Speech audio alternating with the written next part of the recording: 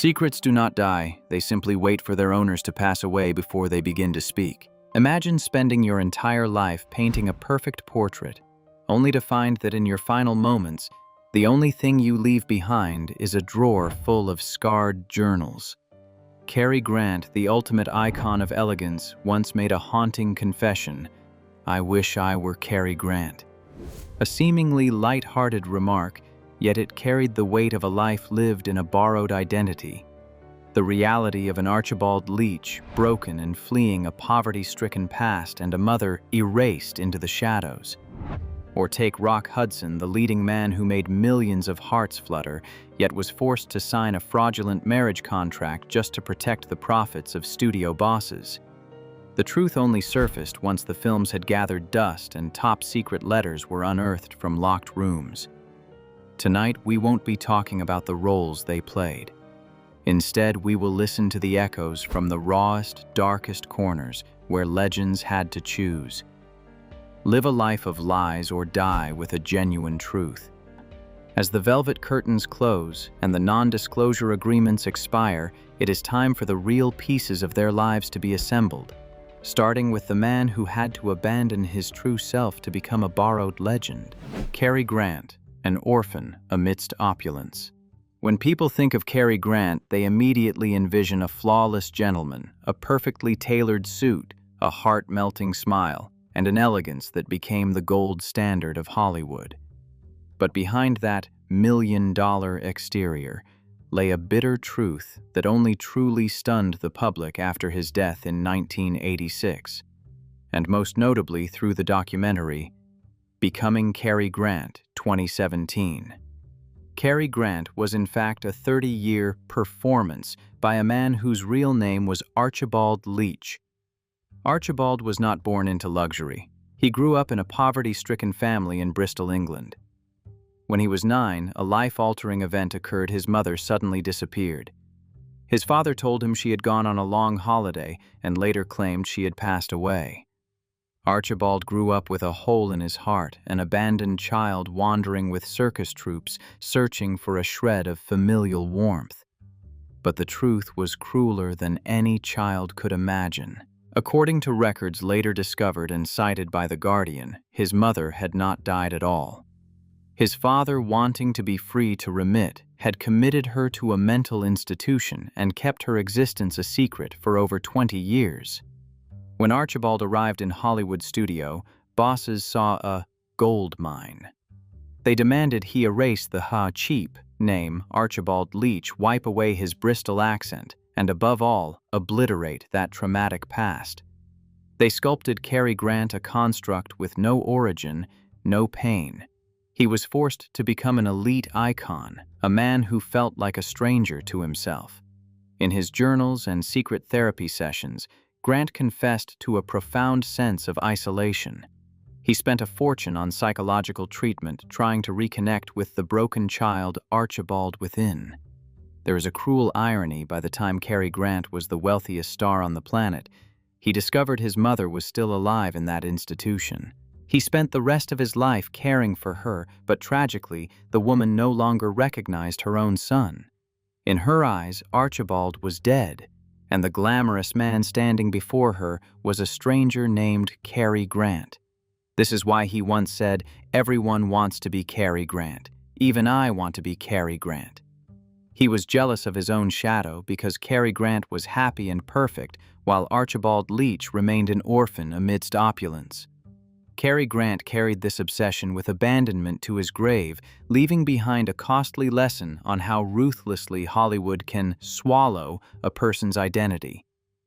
If Cary Grant had to live in a false identity to hide the fragments of his past, then there was another man who had to enter a decades-long performance of marriage just to conceal his true self from the harsh prejudices of the era. As the press camera flashes glittered on the smiles of that happy couple, no one knew it was actually a contract signed with his freedom and self-respect. We are talking about Rock Hudson, the matinee idol who had to trade his heart to protect an empire built on masculinity. Rock Hudson, the most expensive marriage contract in history. In the world of classic Hollywood, there was an unwritten rule: audiences don't buy tickets to see an actor. They buy tickets to buy a dream.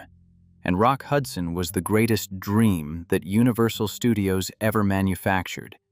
Standing at 6 feet 4 inches, 1 meter 93, with broad shoulders and a ruggedly handsome face, Hudson was more than just a star. He was the ultimate icon of masculinity. But behind those romantic films, Rock Hudson's private life was a secret guarded heavily by an entire machinery of power. The truth only began to shatter when Rock Hudson passed away from AIDS-related complications in 1985, a time when the disease was still shrouded in fear and stigma. But what was discovered after his death through the biography Rock Hudson? His story and the confessions of those close to him was even more shocking. It exposed a raw reality. Rock Hudson was never allowed to live as himself for even a single day since he first set foot in Hollywood. By the mid-1950s, as Hudson's career reached its zenith, rumors about his sexual orientation began to swirl in the tabloids. For a matinee idol of that era, this wasn't just a scandal, it was a death sentence for his career. Faced with the risk of losing their golden goose, Universal Studios and the powerful agent Henry Wilson executed a move that history would later call the monocle of manipulation. They staged a wedding. And so in 1955, the world buzzed over the dreamlike wedding between Rock Hudson and Phyllis Gates, who was actually Wilson's personal secretary. On magazine covers, they appeared as the golden couple, she demure, he elegant. The public was enchanted, box office revenues soared, and Hudson's secret was temporarily sealed beneath a layer of diamond wedding rings. But that marriage was in truth a prison without bars. According to subsequent accounts, Phyllis Gates later admitted, though not without controversy, that she had been deceived into a loveless affair, a performance, where both had to play their parts perfectly every time they stepped out of the house. Hudson had to live a double life, a model husband by day, and a man living in absolute terror of being exposed by night. He was forced to sign strict confidentiality agreements, his friends were hand-picked by the studio, and his every step was monitored by studio eyes and ears. The cruelty lay not in the fact that he had to lie, but in the fact that he was robbed of the right to love authentically.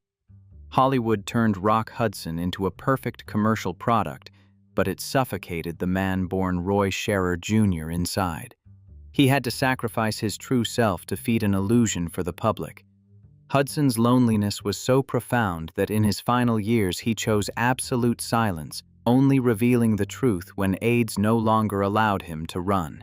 Rock Hudson's death was not just the passing of a legend, but a direct slap in the face to Hollywood's star-making system. It raised a painful question. Why must a human being trade their heart and their freedom just for the adoration of people who never truly knew who they were? Hudson took the secret of his sham marriage and the pain of his imprisonment to the grave, leaving behind a legacy that was brilliant but tinged with deep sadness. If Rock Hudson had to use a marriage to cover his true self, then our next character chose a far more extreme way to survive. She didn't just hide a part of the truth. She decided to obliterate her entire past, erasing her origins and even her birth date to be reborn as an icon of power. She turned her life into the most radical identity-sanitizing project Hollywood had ever seen. That woman was Joan Crawford, the woman who proved that to become a legend, sometimes you have to destroy the woman you once were. Joan Crawford, the woman without a birth date. In cinema history, few have been as obsessed with perfection and power as Joan Crawford. She was the icon of elegance with her piercing large eyes and proud, square-shouldered silhouette. But behind that star of stars persona, Joan Crawford was effectively a ghost, molded from the ashes of a past she desperately sought to terminate. The truth about Joan Crawford lies not in her glittering films, but within the dusty archives of MGM and the shocking biography, Joan Crawford, the essential biography. The public adored Joan, but in reality, the woman named Joan Crawford never truly existed until she walked through the studio gates. Before becoming Joan, she was Lucille LeSueur, a poor girl from San Antonio, Texas. Lucille's childhood was a series of tragedies, abandoned by her father, raised by an indifferent mother, and forced into hard labor from a young age just to survive. Some later sources even revealed that Lucille endured humiliating years in cheap traveling troupes, where the line between art and degradation was thinner than ever. But as she entered the Hollywood machine, Lucille understood. To reach the top, she had to kill Lucille LeSueur. The first step in this purging of her past was her name. MGM held a magazine contest for the public to choose a new name for her. From the moment Joan Crawford was announced, Lucille was officially erased. But Joan didn't stop there. She began an uncanny war against time and truth. According to MGM documents, Joan requested the alteration of all her personal identification, falsifying her age to maintain the image of an eternally youthful starlet. Until her death in 1977, no one, not even her closest friends, knew exactly what year she was born. Records varied from 1904 to 1908. Joan turned her age into an enigma, a secret she took to her grave as a way to defeat the ruthlessness of time. Her extreme image control went even further. She was obsessively clean and perfect. She altered her voice, her gait, and even her daily habits to fit the aristocratic status the studio had defined for her. She refused to mention her family or look at old photos of Lucille. In Joan's eyes, the past was a scar that needed to be surgically removed. The bitterest truth about Joan Crawford only emerged after her death, not through tabloids but through the memoir Mommy Dearest by her adopted daughter, Christina Crawford. The book exposed an obsessive mother who viewed her children as mere accessories to polish her perfect mother persona. Joan lived a life of ultimate fear. Fear of being discovered as a poor girl, fear of visible wrinkles, and fear that the world would realize Joan Crawford was merely a fabricated creature built out of pain. Joan Crawford took the secret of her true birth date and the humiliating corners of Lucille LeSueur's life to the grave. She won the battle to protect her image, but the price was a life lived without a single moment of being true to herself. She became an icon, but also a prisoner of the very perfection she handcrafted. While Joan Crawford spent her life erasing her own traces, our next character faced a different tragedy, a truth about flesh and blood hidden under the guise of charity. While Joan chose to kill her past, this woman chose to stage a formal adoption to hide a child of her own blood, a secret that both biological parents, both Hollywood titans, only found the courage to reveal at the end of their lives. This is the story of Clark Gable and Loretta Young, a secret affair that gave birth to a child rejected by her own parents in the name of career and hypocrisy. Clark Gable and Loretta Young, a performance called Charity. In the 1930s, Clark Gable was the king of Hollywood, the embodiment of masculinity and power. Meanwhile, Loretta Young was the pure princess, a devout Catholic with an image so clean it lacked a single blemish. But behind the scenes of Call of the Wild 1935, a shocking truth took root. Loretta became pregnant by Clark Gable. At that time, if a married star like Gable and an unmarried starlet like Young were caught in an affair resulting in an illegitimate child, their careers would have vanished overnight. The studio would have terminated their contracts instantly, and the public who worshipped them as saints would never have forgiven them. Thus, one of the cruelest and most sophisticated image rescue plans in Hollywood history was staged. This truth was kept sealed for over half a century until their daughter Judy Lewis published the memoir Uncommon Knowledge, and Loretta Young confirmed it in her posthumous biography Forever Young. The script began when Loretta Young suddenly disappeared from the screen, claiming a need for medical rest. In reality, she was taken to a secret house to give birth under heavy guard. Immediately after Judy was born, the infant was sent to an orphanage. Months later, Loretta Young appeared radiantly before the press, announcing that her charitable heart could not ignore orphaned children, and she had decided to adopt a baby girl. That child was in fact her own daughter. It was a grand deception in the name of mercy. Judy Lewis grew up in her biological mother's house, but had to call her mother by adoption. More bitterly, Judy carried unmistakable features of Clark Gable, his signature large ears. To protect the secret to the very end, Loretta even forced her daughter to undergo plastic surgery to pin back her ears, erasing any trace of her famous father from the child's face. And Clark Gable. The King visited his daughter only once in his life when she was 15. He stood there looking at the child who shared his face, exchanged a few pleasantries, and left without ever whispering the words, "I am your father." Gable provided financial support in secret, but until his death in 1960, he never once acknowledged Judy publicly. He chose the prestige of the king over the right to be a father. The pain of Judy Lewis was not a lack of material comfort, but living between two legends while being a stranger in her own home. The truth of her lineage only fully emerged as Loretta Young reached her final days. This secret is a tearful testament to the fact that Golden Age Hollywood didn't just mold stars, it was willing to suffocate the most sacred instincts of parenthood to maintain a fabricated, innocent portrait on the red carpet. Gable and Young took this secret to the grave as a commitment to their careers. They left behind a child who spent her life searching for her true identity amidst lies wrapped in velvet.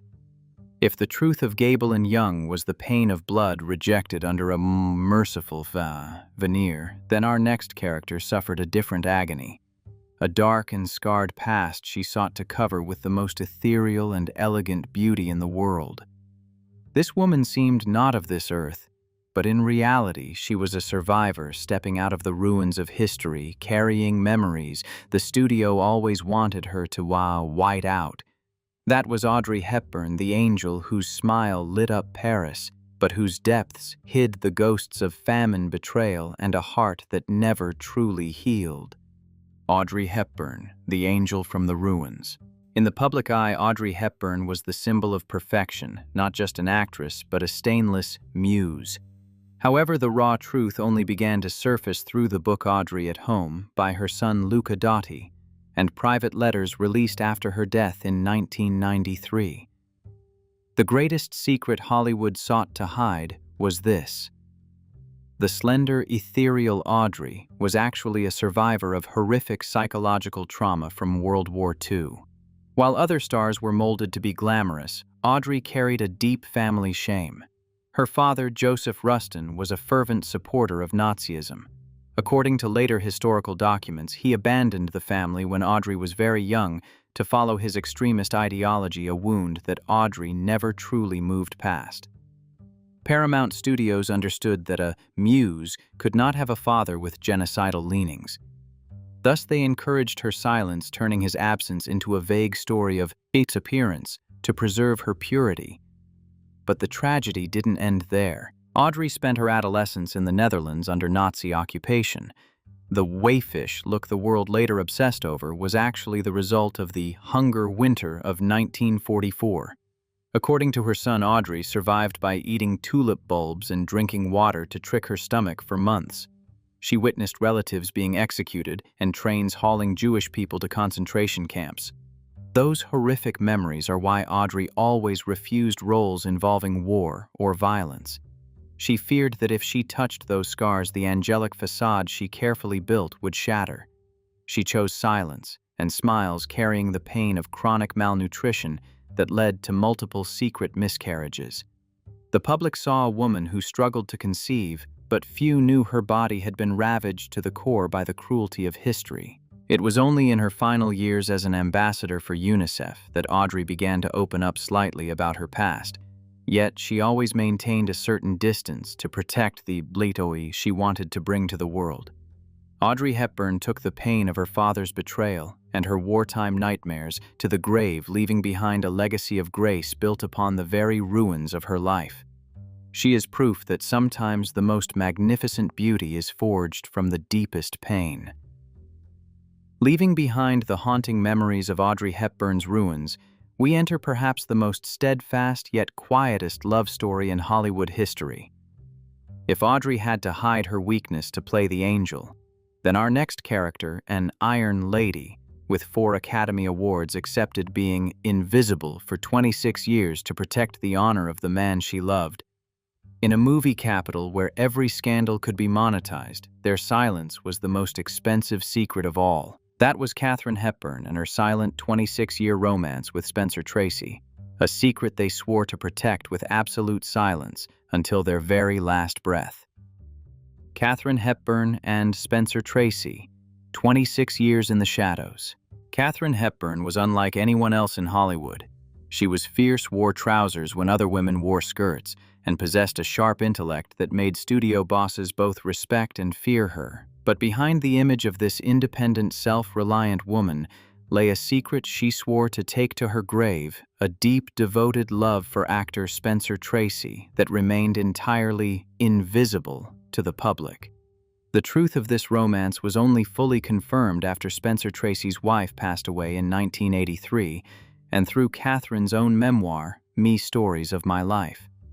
According to later documents and records from the New York Times, for 26 years from the moment they met on the set of Woman of the Year 1942 until Tracy's passing, they lived as a married couple in the shadows. Why would a woman as proud as Katharine accept being the third person for nearly 3 decades?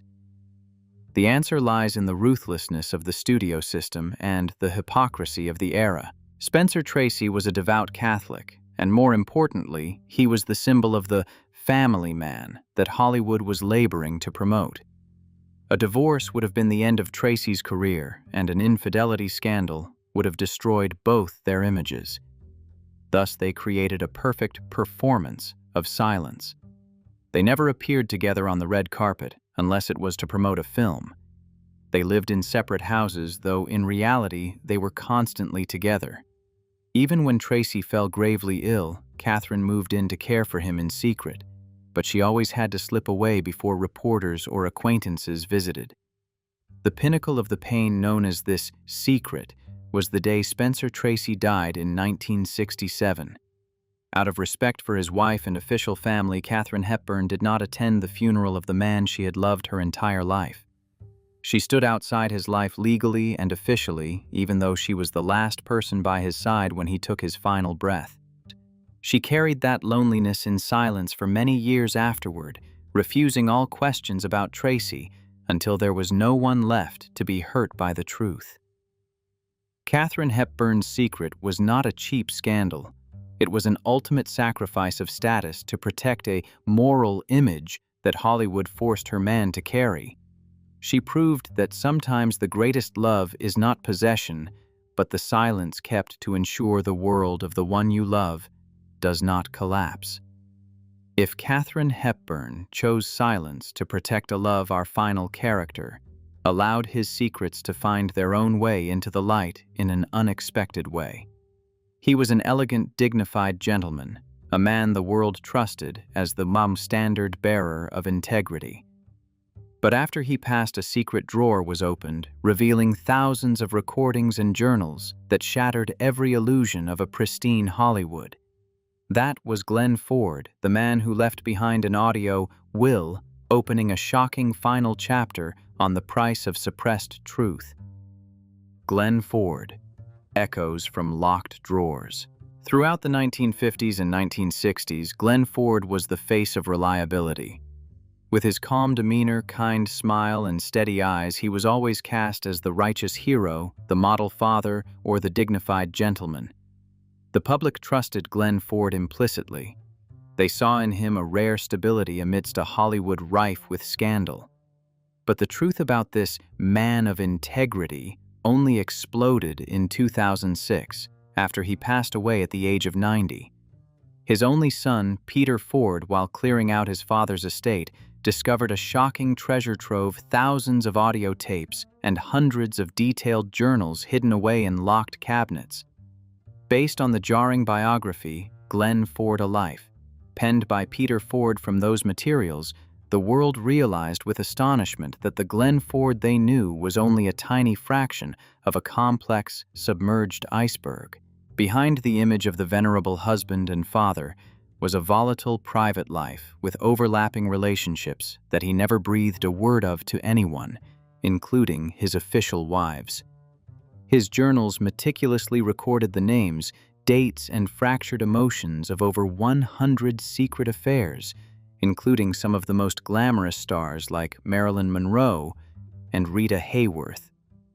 But what was most heartbreaking was not the infidelities but Glenn Ford's sense of imprisonment. In the secret tapes he recorded alone at night, the voice of the Kiptipti screen hero sounded weary and isolated. He spoke of his ultimate fear that if the world knew his true self, a man full of longing, vulnerability, and far from the Pikettyman standard on the posters, the empire he painstakingly built would crumble. Glenn Ford lived a literal double life. By day, he donned an elegant suit to play the saint. By night, he returned to a closed room, turned on his tape recorder, and shed his burdens into the rotating reels. He chose not to destroy them, serving as a final testament to posterity that truth always finds a way back to the light. Peter Ford's publication of these materials was not intended to pull down his father, but to set him free. It was a confirmation that even the most perfect icons are flesh and blood with their own flaws and private pains. Glenn Ford took those secrets to the grave, but he left the key to the drawer for his son as a way of offering a belated apology to his own self, the man who had to perform for far too long for a single audience, the outside world. The journey through the lives of these 7 legends concludes here, leaving us with a lingering, thoughtful aftertaste. The glitz of Hollywood can turn an ordinary person into a god, but the price to be paid is often their very soul and freedom. From the shattered identity of Cary Grant and the ruthless marriage contract of Rock Hudson to the haunting recordings of Glenn Ford, they all tell the same story. Behind every magnificent monument, there is always a real human being longing to be understood. They chose to take these truths to the grave, not to deceive us, but to protect the sliver of peace remaining in a world where privacy is a luxury. Out of these 7 secrets, whose story did you find the most heartbreaking or astonishing? Please leave your thoughts in the comments below. If you love the raw hidden corners and the untold stories of Hollywood history, don't forget to like and subscribe so you don't miss our next Secret Files. Thank you for listening. See you in the next films.